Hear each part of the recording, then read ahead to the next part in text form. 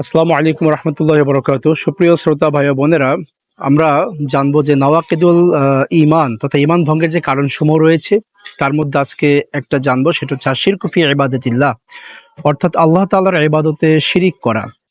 শিরিক এমন একটি ভয়াবহ জুলম, গুনাহ। আল্লাহ সুবহানাহু ওয়া তাআলা বলেছেন যে ইন্না শিরকা লাযুলমুন আযীম, নিশ্চয়ই শিরিক হচ্ছে মহা জুলুম, মহাপাপ, মহা গুনাহ।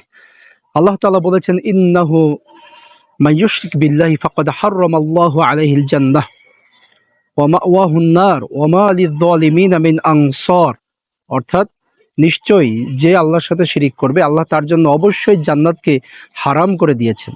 ওয়া মাওয়াহুন নার, তার জায়গা হচ্ছে জাহান্নাম। ওয়া মা লিয-যালিমিনা মিন আনসার, আর এই জালিমের জন্য কোনো সাহায্যকারী থাকবে না। আল্লাহ তাআলা বলেন যে ইন্নাল্লাহা লা ইয়াগফিরু আন ইউশরাকা বিহি ওয়া ইয়াগফিরু মা দুনা যালিকা লিমান ইয়াশা, নিশ্চয়ই আল্লাহ সুবহানাহু ওয়া তাআলা শিরকের গুনাহকে তিনি ক্ষমা করবেন না।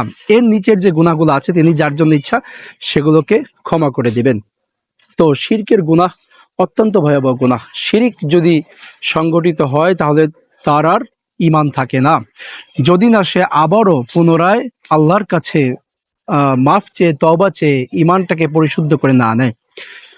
তো শিরকের মধ্যে অন্যতম একটি হচ্ছে যে আল্লাহ তাআলার ইবাদতে শরীক স্থাপন করা।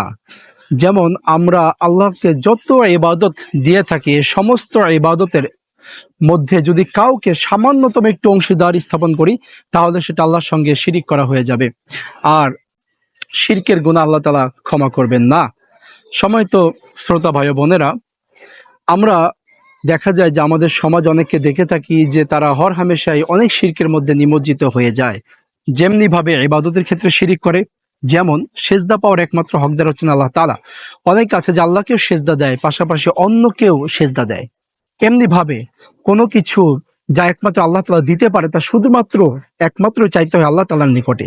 যেমন সন্তান চাওয়া, আমরা অনেক সময় দেখি যে অনেকে আল্লাহর কাছেও সন্তান চায়, পাশাপাশি আবার বিভিন্ন দরবারে গিয়েও সন্তান চায়। এটা কিন্তু ইবাদতে শরীক করা।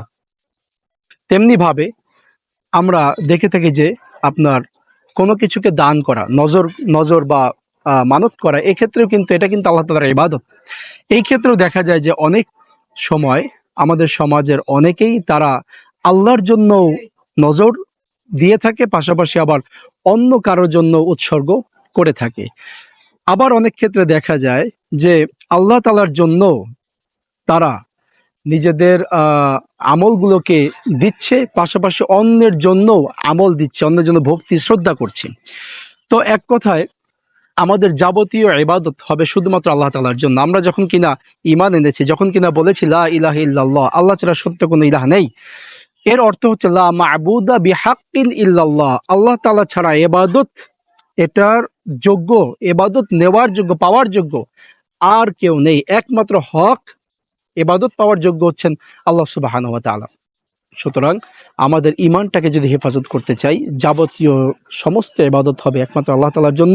আল্লাহ তাআলা বলেছেন যে কুল, হে নবী আপনি বলুন, ইন্না সলাতি ওয়া নুসুকি ওয়া মাহইয়ায়া ওয়া মামাতি লিল্লাহি রাব্বিল আলামিন, নিশ্চয় আমার সালাত, আমার কুরবানি, আমার জীবন, আমার মৃত্যু লিল্লাহি রাব্বিল আলামিন, সমস্ত কিছু একমাত্র আল্লাহ সুবহানাহু ওয়া তাআলার জন্য। সুতরাং আমরা যেন আমাদের যাবতীয় যে কোনো ইবাদতের ক্ষেত্রে আল্লাহর সঙ্গে শরীক স্থাপন না করি, একমাত্র আল্লাহ তাআলার জন্য নিজের ইবাদত উৎসর্গ করতে হবে। আল্লাহ তাআলা সেই তৌফিক দান করুন। আল্লাহুম্মা আমিন।